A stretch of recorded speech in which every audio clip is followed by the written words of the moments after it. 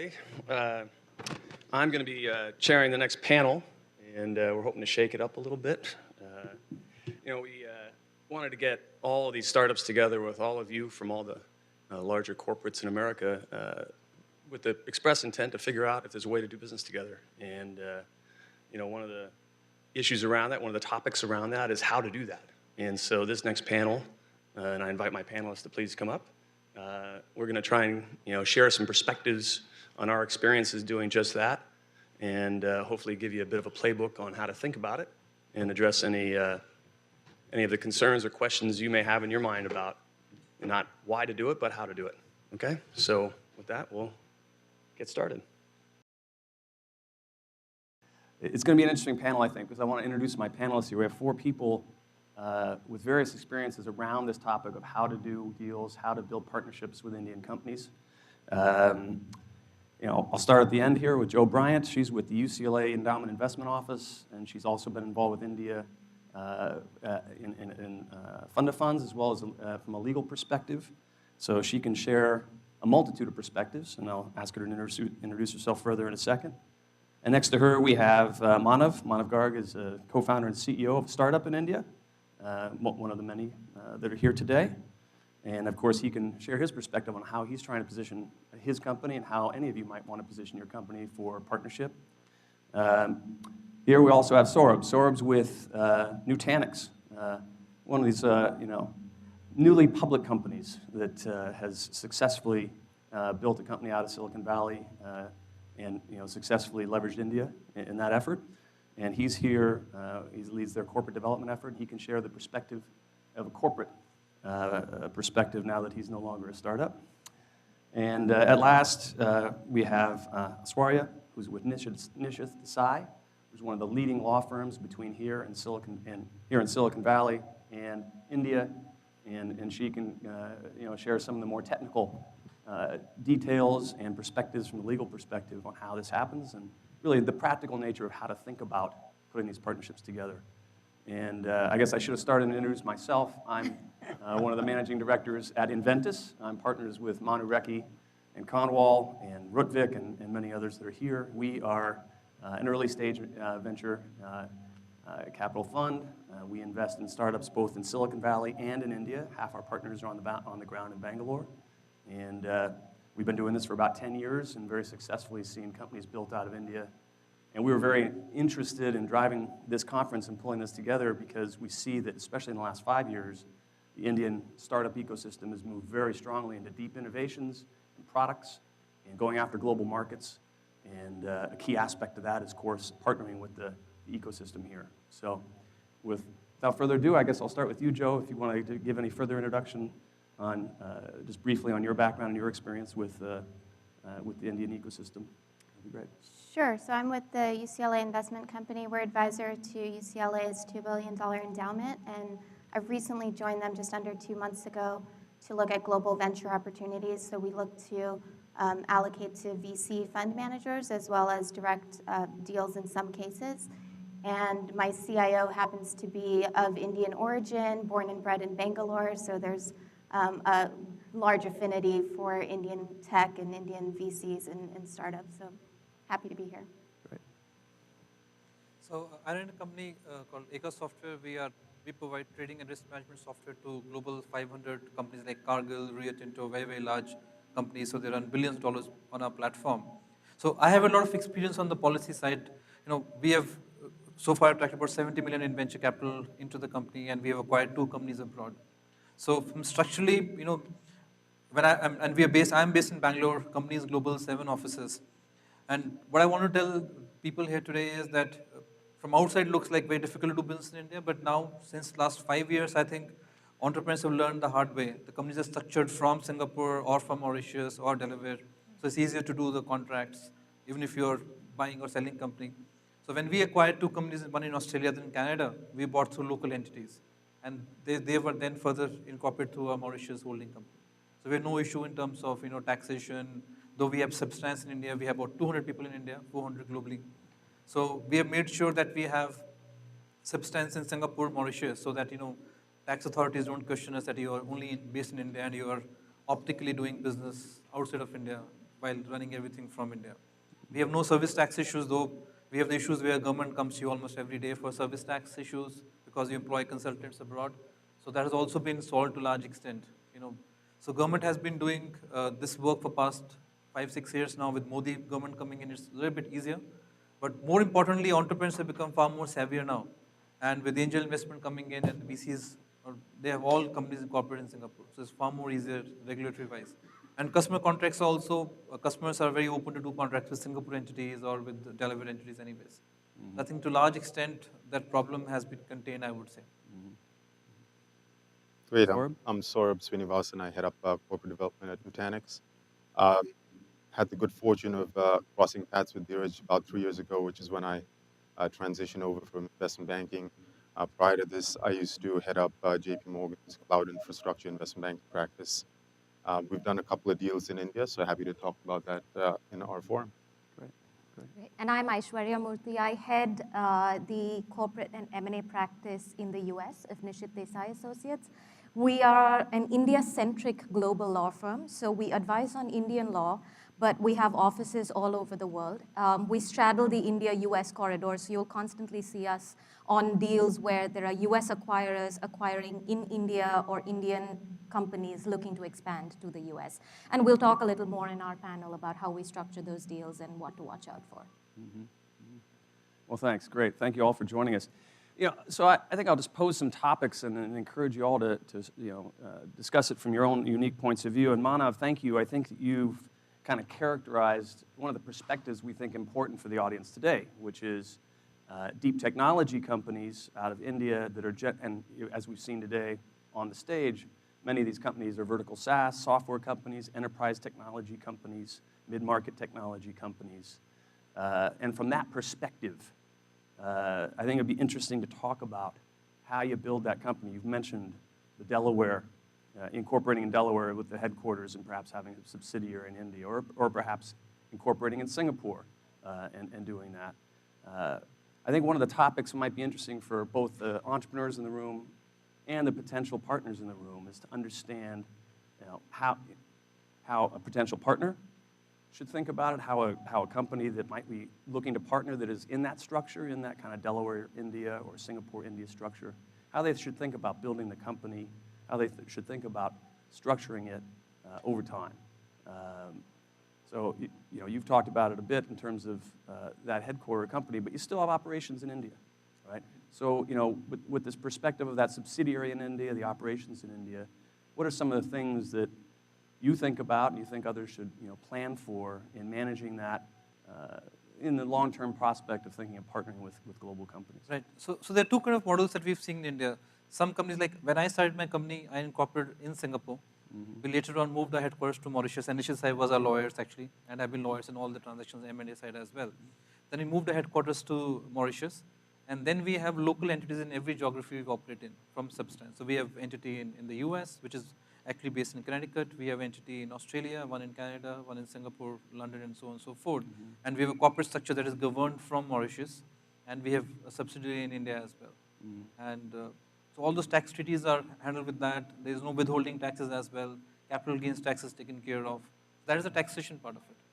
Another important aspect of it is the IP, because a lot of software product companies, as you saw here, IP is not clean many times. We all use third-party libraries in our products, so to make sure that those are properly tick-marked and there are no licenses that you are infringing upon. So very, very strong intellectual property right clauses in the contracts, non-infringement clauses in the contract. And we have regular audit, which Nishit Desai does it for us every 2 years, every 1 year. We make sure that engineers also, by chance, by mistake, unintentionally not putting in the code, which is infringing any of the laws of the land, whether it's US or any other place that software comes from. So that, I think we have been very, very careful about that. And I've been angel investing, so one of the companies, Unbox, for example. They were incorporated in India. Now we're flipping the company and incorporating it in the US. And that's a bit tricky, especially when somebody acquires, then government can always question, this company is always based in India, and you later on flipped. So that is getting morphed right now. And the best way is when founder himself relocates to the US or outside of India.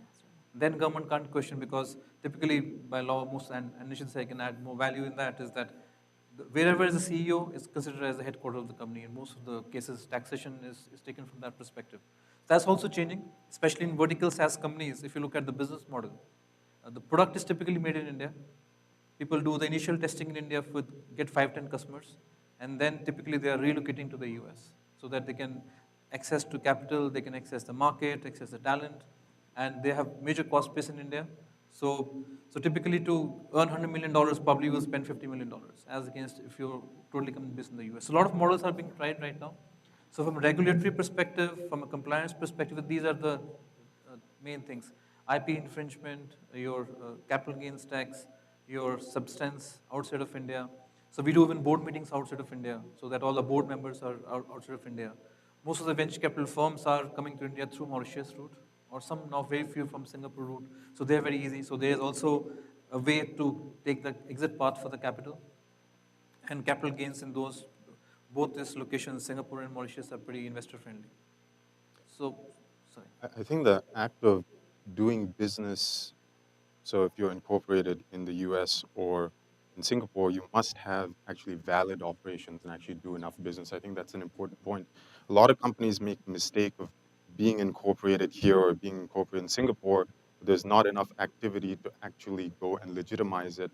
So we were on a transaction some time back, and theoretically the company was headquartered, or rather incorporated in Singapore, but come diligence time, we found out that sort of from a taxation standpoint, we still had to follow Indian taxes as far as IP was concerned. So, I mean, it's a bit tricky. You need to be careful about how much business you actually do in those jurisdictions. Exactly, and and that's an important point to raise, because all of these tax treaties come with what we call limitation of benefit clauses, which means that you cannot just be using the treaty because it provides you a favorable tax regime.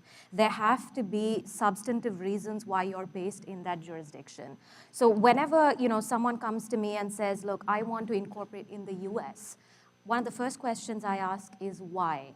And as we frame this discussion, I think it's useful for us to understand what are the forces that are pushing Indian SaaS companies to the US, right? And these are not necessarily legal or regulatory forces. I think they're primarily three. One is that these are companies that are chasing global markets, right? A lot of the customers are in the US. I think India still has not evolved as a SaaS market. People still buy SaaS products with a very services mentality as opposed to a product mentality. SaaS is well understood in the US, right? And so validation in the US tends to have a knock-on impact on customer acquisition in other countries. So I think the first factor pushing companies here is market. The second is just is investors' access to capital and exit, right? So you have SaaS is well understood here. You have an investor base over here. You have potential acquirers over here. People understand it, and you're probably likely to get a better valuation over here as well and have a better exit. And I think the third, which is very important, is IP protection, right? It's much more robust. India doesn't have a great record when it comes to IP protection. We're working on that, but it's not as strong as it is in the US, right? So when you are trying to move headquarters into the US, we always advise that the IP sit in the US as well. How does this make deal making for US acquirers easier, right? I mean, because that's the focus of the discussion. And I think the beauty of a structure that Manav and Saurabh were both talking about is essentially as a US acquirer then, when you are dealing with an Indian company, right? So you're dealing with a US company which has Indian operations. So when you're acquiring a US company. So it's no different from doing a US M&A deal. It just happens to have a subsidiary or an LLP in India, and there are Indian factors to take into account, but you do manage to sidestep a lot of the painful regulation that happens when you do a kind of India-focused deal. And that actually really simplifies the process, actually, because if you look at Delaware law versus Indian law, it's extremely much more simplified. I mean, you have something called a short form merger, which works really well, especially in shareholder structures where you have founders that have left the company and or disinterested shareholders. You have the ability to get 80% or thereabouts of shareholder approval, whereas in India you actually have to get a full shareholder approval. That's so the process actually gets really, really dragged out. Yeah, and get we don't have cumbersome. squeeze-out provisions in India at the moment. And so Delaware, Delaware law is well understood, jurisprudence is well developed. Everybody knows how to do an M&A deal in the US, right? So that's one benefit of it. The other is more a commercial deal encouragement issue, which is that I think Indians are very good at what we call frugal engineering, and they've learned to straddle the India-US corridor very well. I think India has moved from being purely a labor and cost arbitrage market, which is what it was a few years ago, to where now there's very strong product innovation that's happening. Sales is happening from India. We heard from Freshdesk earlier today. So you have a lot of value that is being built up by the Indian entity, and all of that value is then being deposited in the US entity, which makes it a very attractive target from an acquisition standpoint. Also, I think if you look at the number of startups in India, it's now about 2,000 startups per year that we are producing, right? And a lot of them are actually still in the long tail, but few of them are obviously coming out and breaking out. And the vertical SaaS is a big theme. SaaS in general is a big theme. So I think it's also the kind of IP being produced of very high quality right now. So that'll also, people will have to find a way to do business, like people found a way to do business with China eventually, right? And it's far more easier to do business with India than with China, I can tell you for sure. So that is what I think is the biggest advantage we've got, and we have strong linkage to the valley, and because of Indian origin, so people really understand things, and people are, now you've seen we have 25 companies here this time, and they're all very well versed, their structures are pretty clean, so it's easy to do business with them, both in terms of partners. Most of the customer contracts are written in the local geographies as well. That's another very big point right now. So most of the contracts are locally structured. All the clauses are local. All jurisdictions are local for their arbitration. That also things very easy when it comes to acquisitions, right? Your customer contracts are also pretty clean if you are acquiring for revenue. Absolutely. The connection between India and the Valley is really funny, because I was hearing a joke the other day about how traffic in Bangalore was light because it was Thanksgiving weekend in the US, right? I mean, so that's how connected the two places are. I think that might have had something to do more with the demonetization. I got back from 3 weeks in India last week, and while I was there were these two major black swan events, right? The first is this demonetization. So all of a sudden, all of the money in your pocket is no longer valid. 86% of the currency in circulation in India is out, which is a huge boon in a sense for the companies in this room, and everything going cashless, the unified payment interface. I mean, that was just a fantastic thing, even though it's causing a lot of short-term pain. The second black swan event, which is relevant to an extent from the point of view of our discussion, was the Tata Group debacle. Corporate boardroom ouster of an independent director or independent CEO, if you want to put it that way. And what we're seeing from that is that there is a trend in Indian companies which have historically been very promoter-driven, to a little more corporate governance-oriented, mindfulness towards shareholder value creation. Independent director, the new Companies Act, I think, introduced much more independent director provisions. And so things like that, even if you are dealing with Indian operations or Delaware corporation notwithstanding, even at the Indian level now, there's a lot more orientation towards how do I create value for the shareholders, how do we institute more corporate governance, and start being more mindful about those things, which is great from an investor perspective. Actually, it looks like we're getting the signal here, but Uh-oh. what I did want to say was, I think we have this mantra at our company, which is complex is competent, but simple is genius. And I got to tell you that the more you simplify the investment M&A process for yourselves, the easier it is going to be as a technology company. As technology companies, we have the ability to simplify processes for customers. It should be no different in an M&A process. We just went through 2 acquisitions. We simplified things a ton. We were well prepared, and there's nothing like being buttoned up by early incorporation, handling the long pulls in the tent early. And you know what? I mean, you can really make a cumbersome process a lot easier. Yeah. And the last thing that I will say on that is that it's a lot easier to get things done right the first time than it is to clean up a mess afterwards. So, from an acquisition perspective, when you're thinking about setting up in the US, for example, or doing anything, you're probably much better off paying a little more to get it done right and get the right quality of advice than, trying to scrounge on that and then have to clean up a mess later. So that can be a pretty big gating item from an acquisition perspective. Also, I think now India itself is also a big market, especially with look at Practo and Paytm. I think that will also, ask people, opportunity can't ignore anymore.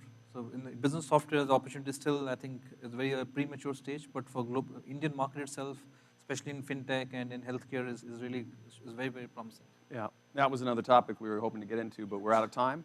And regardless of that, though, I think we'll all be here the rest of the day. That topic about accessing the Indian market through partnerships with Indian startups is another important flavor that we can get to one-on-one offline.